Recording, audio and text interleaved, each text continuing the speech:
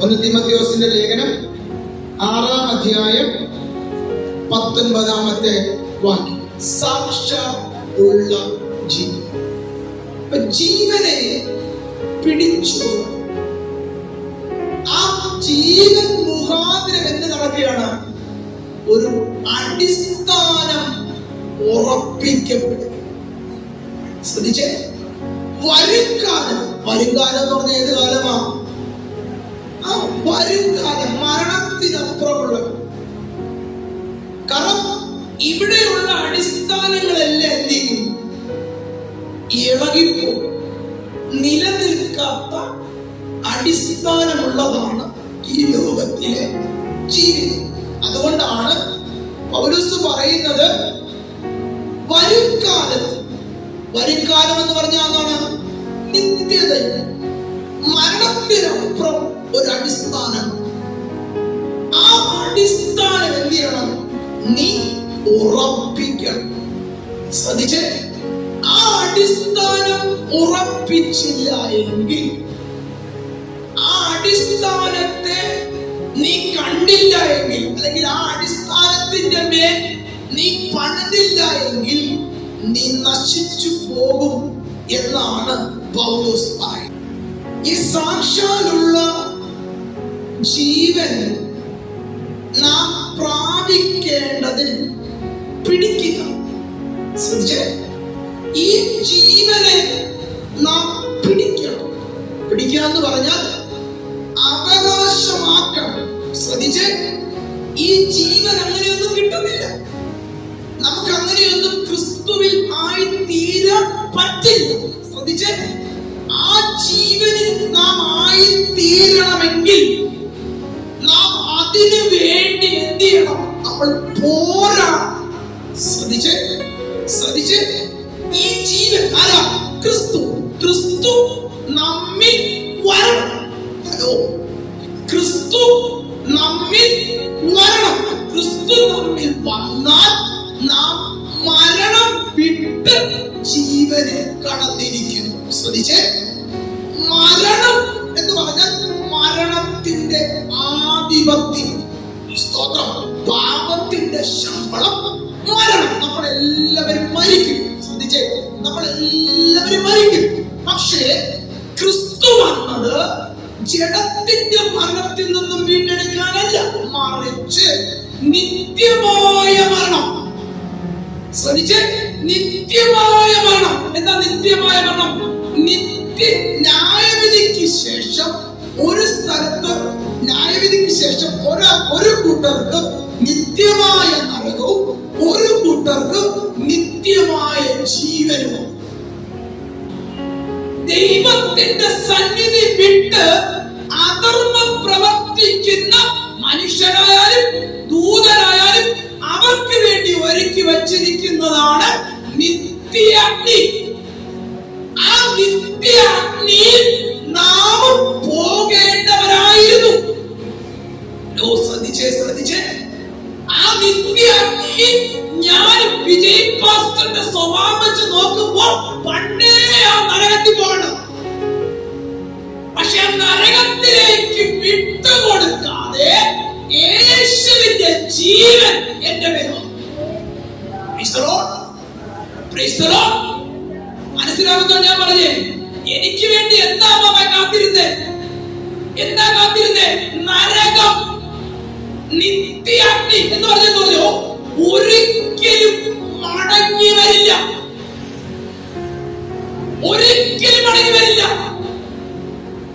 കാരണം നിത്യത. നിങ്ങള് മരിച്ച് ആ നരകത്തിൽ പോയ പിന്നെ ഒരിക്കലും മടങ്ങി വരവില്ല. ഒന്ന് ഇരുത്തി ചിന്തിക്കുക. നിങ്ങളുടെ ഈ കൈ മുറിച്ച് കളഞ്ഞ് വേറൊരു കൈ വയ്ക്കാം.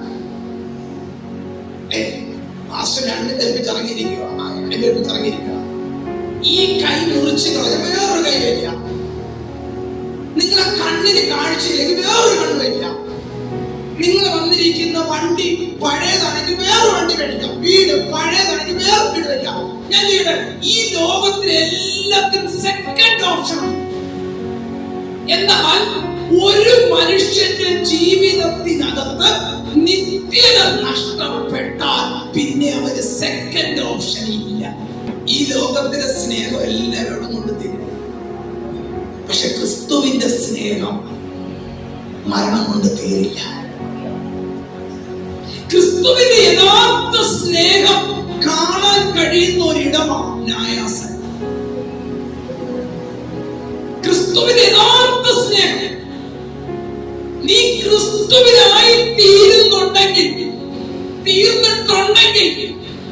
ന്യായാസനം, ന്യായവിധി ഇപ്പോൾ ക്രിസ്തു യേശുവിലുള്ളവർക്ക് എന്താ? ഒരു ശിക്ഷാവിധിയുമില്ല. ക്രിസ്തുവിൽ നീ ആയിത്തീരുമ്പോൾ നിന്റെ മേൽ മരണം വിധിച്ച ശിക്ഷ ദൈവം മാറ്റിയിരിക്കുക.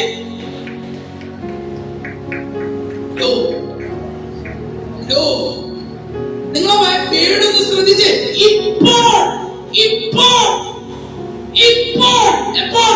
നീ എപ്പോൾ ക്രിസ്തുവിലായിത്തീരുന്നു ആ സെക്കൻഡിൽ നിന്റെ മേലുള്ള ന്യായവിധിയെ ദൈവം മാറ്റുക.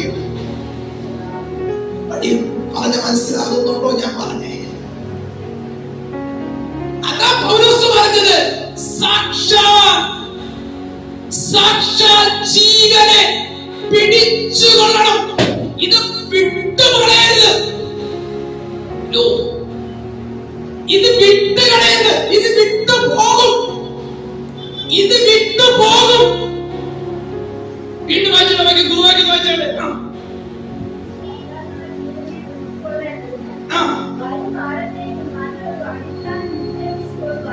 പിടിച്ചുകൊള്ളുക. വീണ്ടും വായിച്ചോട്ടെ, 1 തീമോഥെയോസിന്റെ ലേഖനം 6:12 വായിച്ച്.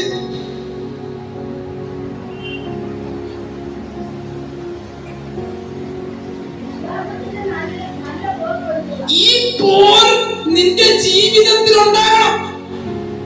വിശ്വാസത്തിന്റെ നല്ല പോർ. വിശ്വാസത്തിന്റെ നല്ല പോർ.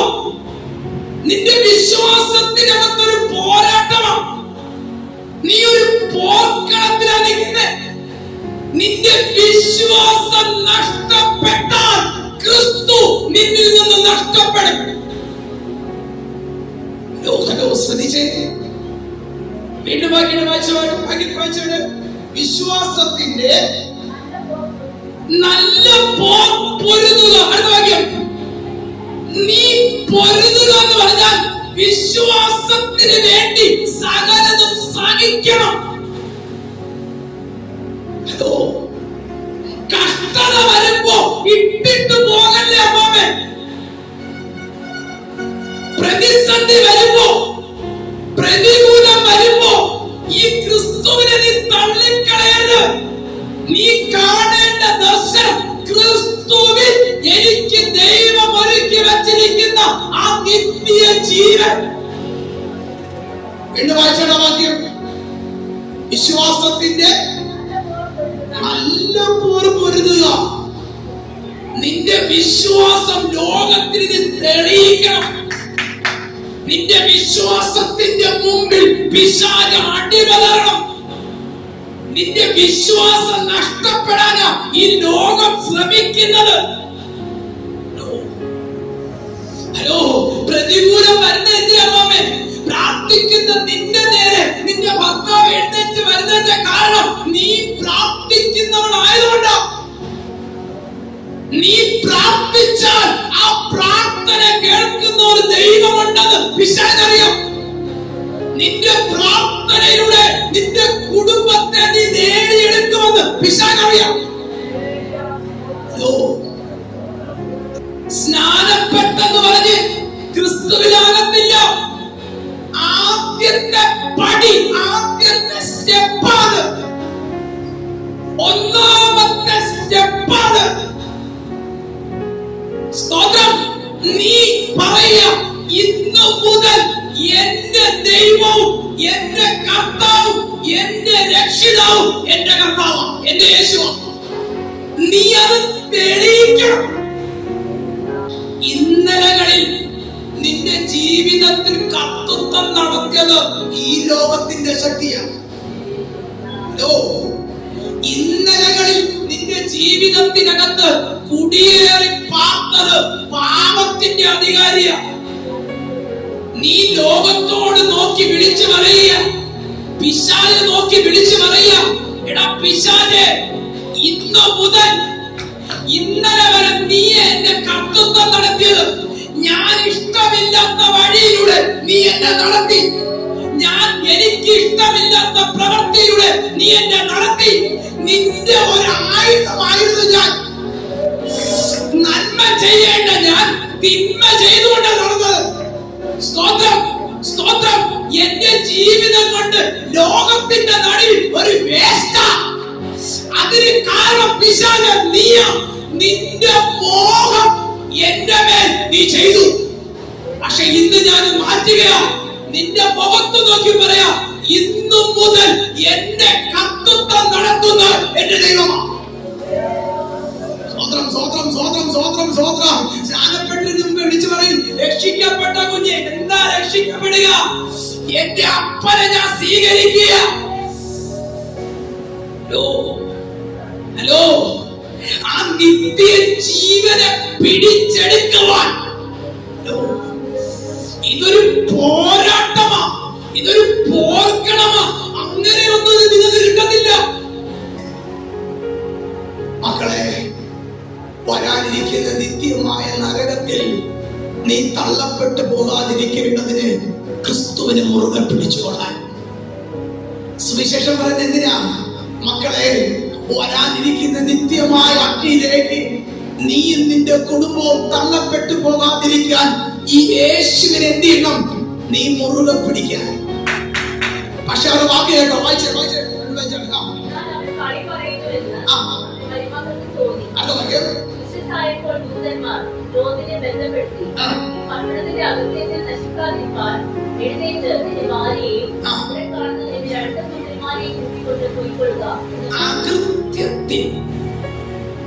അകൃത്യത്തിൽ അപ്പൊ അകൃത്യമുള്ളിടത്ത് എന്തുണ്ടോ മാമേ?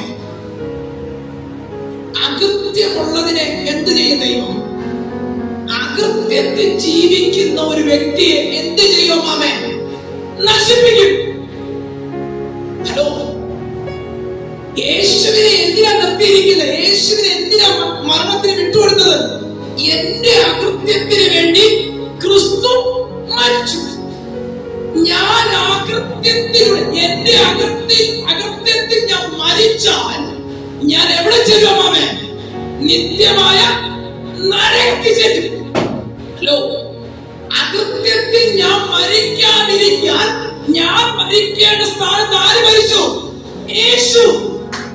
പ്രിയമുള്ളവരെ, ലോകത്തും കുടുംബവും നശിച്ചു പോകാതിരിക്കേണ്ടതിന്, ആ നിത്യ അഗ്നിയിൽ വീണു പോകാതിരിക്കേണ്ടതിന് ദൈവം തന്റെ ദൂതനെ അവർ അടുക്കലേക്ക് അയച്ചു. എന്തിന്? അവർ നശിച്ചു പോകാതിരിക്കേണ്ടതിന്. ഇന്ന് പകൽക്കാലം ഞാൻ അതേ ദൂതനെ പറയാം, നാം നശിച്ചു പോകാതിരിക്കേണ്ടതിന് നമുക്ക് വേണ്ടി അയച്ചവനാ ക്രിസ്തു. ഞാൻ പറഞ്ഞ മനസ്സിലാകുന്നുണ്ടോ? പഴയ നിയമവും പുതിയ നിയമവും രണ്ടും ഒന്ന് തന്നെയാ. അകൃത്യം ഒരിക്കലും ദൈവം ഇഷ്ടപ്പെടുന്നില്ല. പാപമുള്ള ജാതി നശിക്കും. ഈ പട്ടണത്തിന്റെ അകൃത്യത്തിൽ അങ്ങനെ ശ്രദ്ധിക്കേ, ഈ ലോകമാകുന്ന പാപമാകുന്ന അകൃത്യത്തിൽ നീ നശിക്കാതിരിക്കേണ്ടതിന്. ഹലോ, ഞാൻ പറഞ്ഞ മനസ്സിലാകുന്നുണ്ടോ? അവിടെ എന്തോ പറഞ്ഞേ? വാക്യം, ഈ പട്ടണത്തിന്റെ അകൃത്യത്തിൽ, പുതിയ നിയമത്തിൽ വന്നേ, ഈ ലോകത്തിന്റെ അകൃത്യത്തിൽ. ഈ ലോകം മുഴുവൻ എന്തോ നിറഞ്ഞു കിടക്കുന്നത്? പാപം. നിങ്ങൾ എത്ര പ്രാർത്ഥിച്ചാലും ഈ ലോകത്തിലെ പാപം മാറത്തില്ല. ഈ മുഴുവൻ ലോകത്തിൽ നിറഞ്ഞു കിടക്കുന്നത് പാപമാണ്. പാപമുള്ള ഒരു ശരീരത്തിലാണ് നമ്മൾ വസിക്കുന്നത്.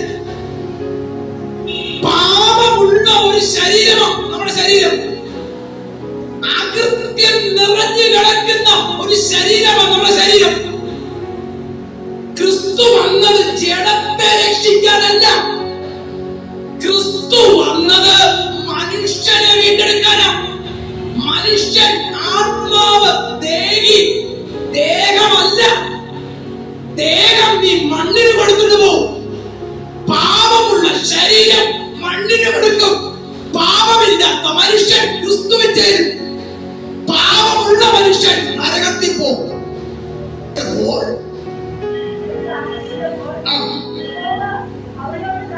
ഇന്ന് പകൽ കരുണ തോന്നോ നിന്നോട്?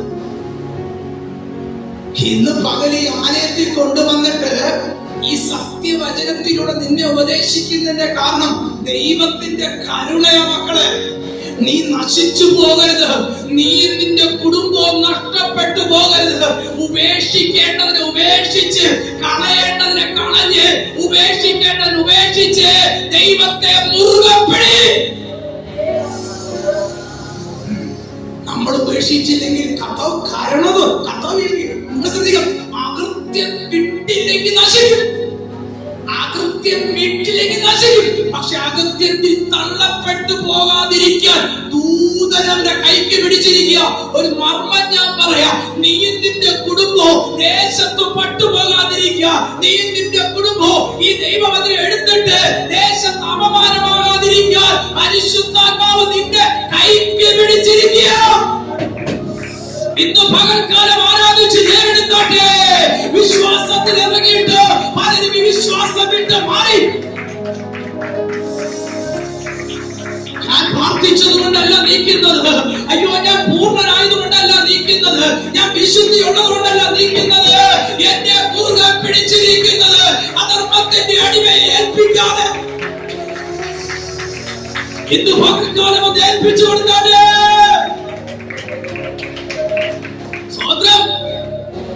ഇന്ന് പകൽക്കാലം പറഞ്ഞാട്ടെ, ഞാൻ ഇവന്റെ കുടുംബം നശിച്ചു പോകാത്തതിന്റെ കാരണം, ഞാൻ ഇവന്റെ കുടുംബം ദേശത്ത് പട്ടുപോകാത്തതിന്റെ കാരണം, ഞാൻ ഇവന്റെ കുടുംബം ദേശത്ത് അപമാനമാകാതിരിക്കുന്നതിന്റെ കാരണം അത് ദൈവത്തിന്റെ കരുണയോ.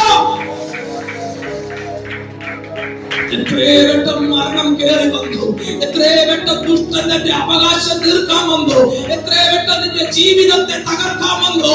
എന്നിട്ട് ദൈവം നിന്നെ വിട്ടുകൊടുത്തില്ല. അത് ദൈവത്തിന്റെ സ്നേഹമാ.